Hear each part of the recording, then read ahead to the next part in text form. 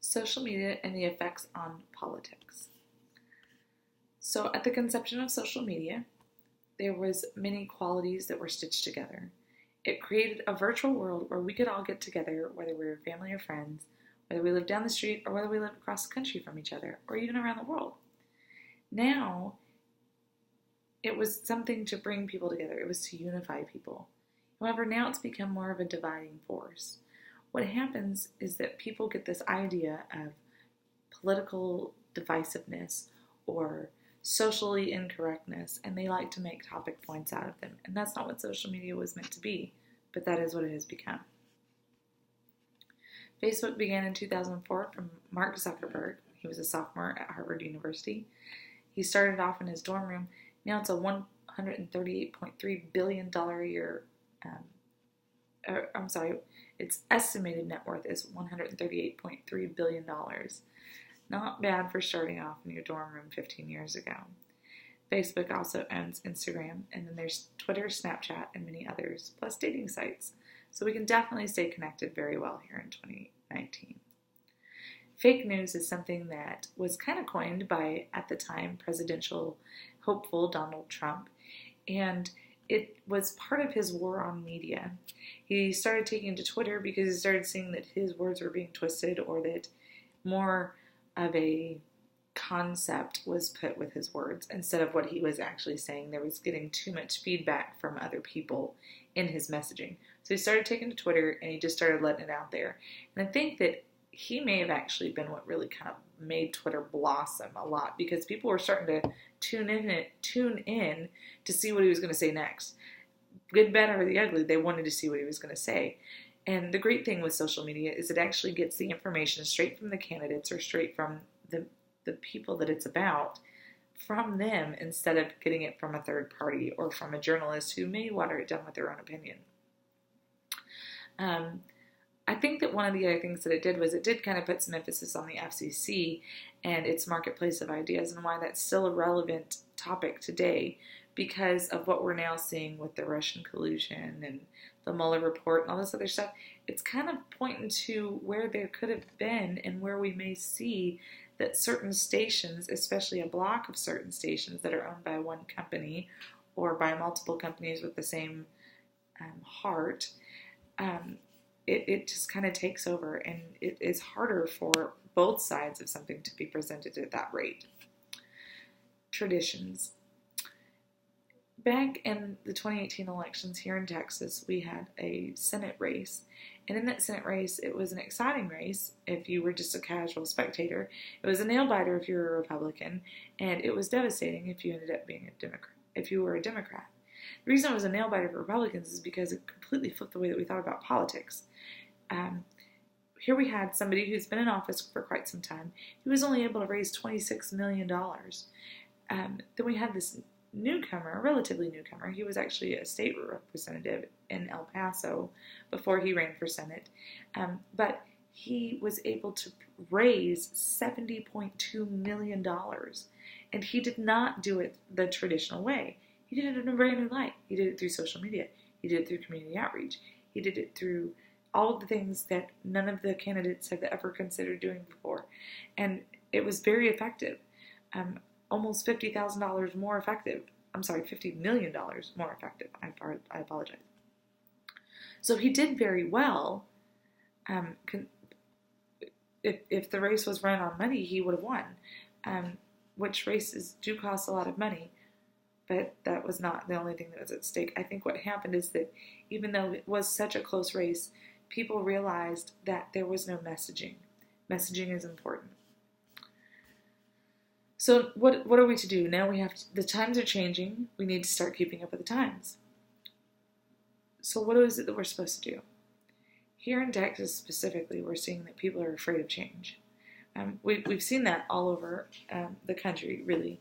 And as a side note, we saw it when the church was trying to change from traditional music to more contemporary music.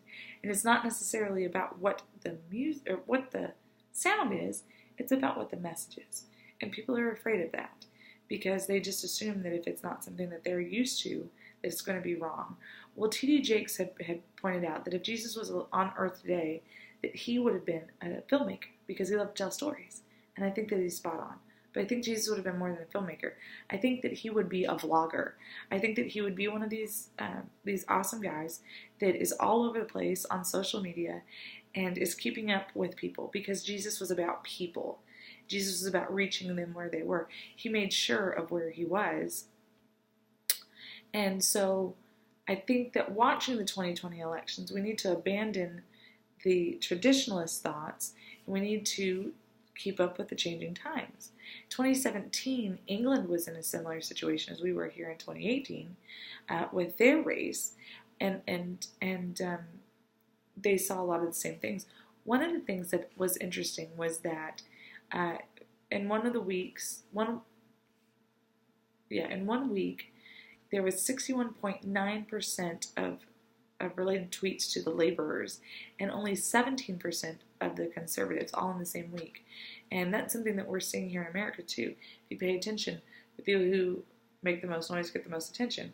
Well, your more liberal outlets are making the most noise, so they are getting the bulk of the attention.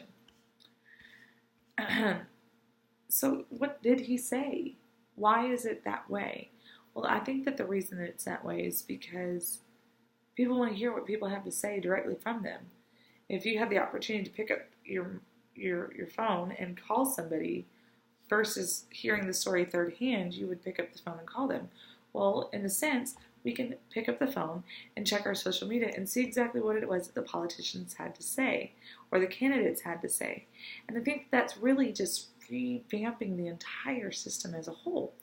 And in Norway, see, I'm telling you, this is not just happening in America. So England, Norway, this is just a little scrape of the surface. But in Norway, in 2013, there was a group that got together and they asked 352 candidates if they could follow their tweets and track them and just kind of get their social media handle for Twitter and see what it was that they were doing. And of that 352, only 172 candidates agreed to it. What are they hiding? So from May to September of 2013, there was 29,559 tweets from those 172 candidates, which kind of equals out to about 171 per candidate during that 4-month span.